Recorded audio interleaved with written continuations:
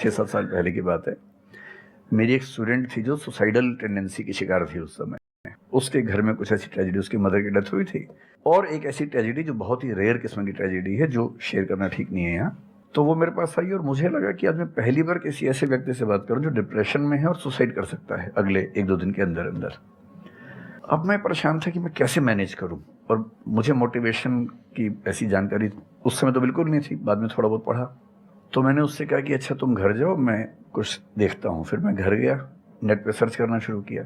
करते करते मुझे आपका एक वीडियो मिल गया, अनस्टॉपेबल, शायद कुछ आपने एक वो बनाया था उस समय।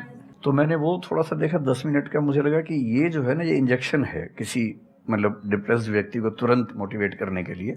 तो मुझे ध्यान है कि मैंने उसको वीडियो का लिंक भेजा। मैंने कहा देखो, जिंदगी अपने रास्ते पर चलेगी, ठीक हो जाएगी।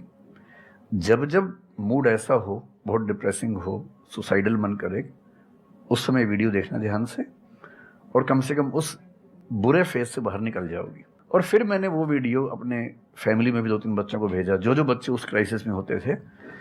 तो मैं बहुत थैंकफुल हूँ, उन सब बच्चों की जान बचाने में क्या बात कर बड़ी भूमिका है। Thank you so much sir, it means a lot to me. ये तो आपने बहुत बड़ी बात कह दी सर, मेरे लिए बहुत बड़ी बात है ये। नहीं, कई बच्चों की जान बचाई होगी आपने जरूर। जो वो एक मोमेंट होता है, उस मोमेंट में कोई बचा ले तो लोग बच जाते हैं, वो मोमेंट क्रॉस हो जाए तो फिर चीजें बिगड़ जाती हैं। हेलो सर, नमस्ते। नमस्ते सर, बोथ ऑफ यू, मैं हमेशा से आप दोनों की बहुत फ़ैन रही हूँ। मुझे बस ऐसा लग रहा है कि मैं सपना देख रही हूँ, मेरे लिए रियलिटी नहीं है। मुझे बस आपसे ये जानना, मैं हर मतलब एवरी डे 8 से 10 आवर में पढ़ाई करती हूँ, बट मुझे कभी कभी बहुत डीमोटिवेशन आ जाता है कि होगा नहीं होगा, क्या होगा पता नहीं। देखिए, डीमोटिवेशन अगर आपको दिन भर में 1 घंटे आता है। नहीं सर, ऑलमोस्ट टाइम पढ़ाई करने के बाद 2-3-4 दिन के बाद ही होता है, कंटिन्यूसली नहीं होता। अगर महीने में 4-5 बार आता है और 1-1 दिन के लिए आता है, तो इसका मतलब आप एकदम ठीक हैं। अगर कोई व्यक्ति आपको ये कहे कि मुझे डीमोटिवेशन कभी नहीं होता, तो उसको इलाज की ज़रूरत है। आपको ज़रूरत नहीं है। क्योंकि जब आप अपने से बेहतर व्यक्ति को देखेंगे, आपको थोड़ा सा इन्फीरियरिटी कॉम्प्लेक्स आएगा, डीमोटिवेशन आएगा। जब आप अपने से कमज़ोर को देखेंगे, आपको सुपीरियरिटी कॉम्प्लेक्स आएगा, थोड़ा सा मोटिवेशन ज़्यादा हो जाएगा। जिस दिन टारगेट पूरा हो जाएगा, मोटिवेशन आ जाएगा। जिस दिन टारगेट पूरा नहीं होगा, डीमोटिवेशन आएगा। जिस दिन टेस्ट में आपके मार्क्स अच्छे आएंगे, आप मोटिवेशन के साथ लौटेंगे। जिस दिन खराब आएंगे, डीमोटिवेशन होगा। लेकिन ध्यान रखिए, जिस दिन आप मोटिवेटेड हैं, उस दिन आप वजह बन गए कईयों के डीमोटिवेशन की। लगातार मोटिवेटेड होना एक मेंटल इलनेस की निशानी है, और लगातार डीमोटिवेटेड होना डिप्रेशन की निशानी है। इन दोनों से बचना है। तो डीमोटिवेशन की बहुत हाइप है, इतनी हाइप की ज़रूरत नहीं है। थोड़ा बहुत हो, एंजॉय कीजिए उसको। और जब जब लगे कि ज़िंदगी बहुत ख़राब चल रही है, तो मैं जो करता हूँ, अजीब सा लगेगा आपको, मैं कभी कभी शमशान घाट चला जाता हूँ। सर, मैंने ये सुनी है, आपने वीडियोस में भी कहा है। सच में चला जाता हूँ, या ट्रॉमा सेंटर चला जाता हूँ देखने के लिए। ट्रॉमा सेंटर में जाके 1 घंटा बैठ के आ जाइए, मोटिवेशन आ जाएगा।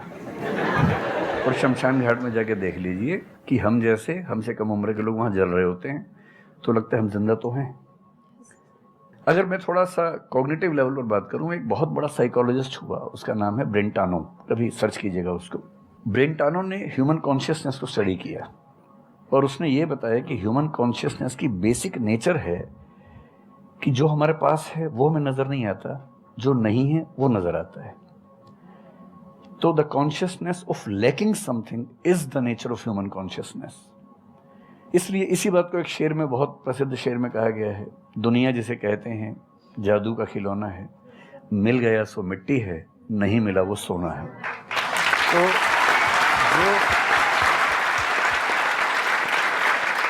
तो जो आपको नहीं मिलेगा ना, हमेशा बड़ा होकर दिखेगा, जो मिलेगा छोटा हो जाएगा।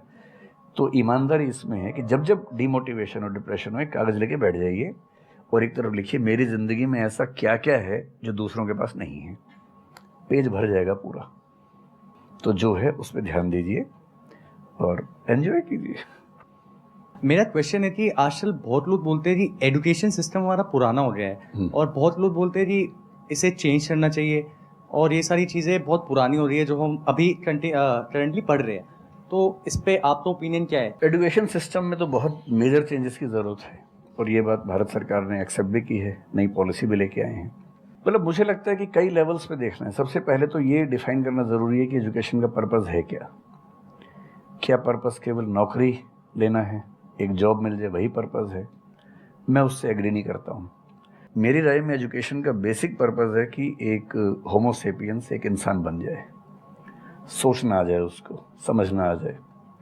कोई राजनेता या धर्मगुरु उसको गधा ना बना सके, बेवकूफ़ ना बना सके। उसे इतनी समझ हो कि वो चीज़ों को फैक्चुअली ऑब्जेक्टिवली समझ सके, तर्क कर सके, बहस कर सके, और अगर तर्क और बहस में सामने के तर्क ठीक हैं तो उनको एक्सेप्ट भी कर सके, इतना विनम्र भी रहे। बेसिकली पर्सनैलिटी ग्रूमिंग का प्रोसेस एजुकेशन है, वो केवल नौकरी का मामला नहीं है। पहली गलती तब होती है जब हम उसको केवल नौकरी का मामला मान लेते हैं। मतलब नौकरी ज़रूरी है, ऐसा नहीं कि ज़रूरी नहीं है, लेकिन वो सिर्फ वो उसका पर्पस नहीं होना चाहिए। सेकेंडली, कई ऐसी चीज़ें, जैसे अगर बहुत विस्तार में तो मेरी जा सकते हैं, जैसे एक बहुत छोटी बात है सेक्स एजुकेशन हमारी सोसाइटी में। ये इतनी ज़रूरी चीज़ है। स्कूल में जो एडोलेसेंस की एज के लोग हैं, 12, 13, 14 की एज के लोग हैं, उनको वो सब चीज़ें बताएं ताकि गलत सोर्सेज से इन्फॉर्मेशन ना मिले, कोई गलती ना कर बैठें। हेल्थ एजुकेशन के रूप में हो, उनको सारी चीज़ें पता हों, ठीक हाथों से पता हो, ठीक तरीके से पता हो। फिर मेरा ख्याल है कि जैसे IITs में अब तो होने लगा है, पहले क्या था कि हम टेक्नोलॉजी सेंट्रिक एजुकेशन पर ज़्यादा फोकस करते थे कि आपने मशीन को समझ लिया, तकनीक को समझ लिया, हो गया, इंसान को नहीं समझा। टेक्नोलॉजी पढ़ने वाले लोग समाज और इंसान से एकदम कटे हुए थे। अब तो ह्यूमैनिटीज़ के कुछ सब्जेक्ट्स पढ़ाने की परंपरा शुरू हो गई है।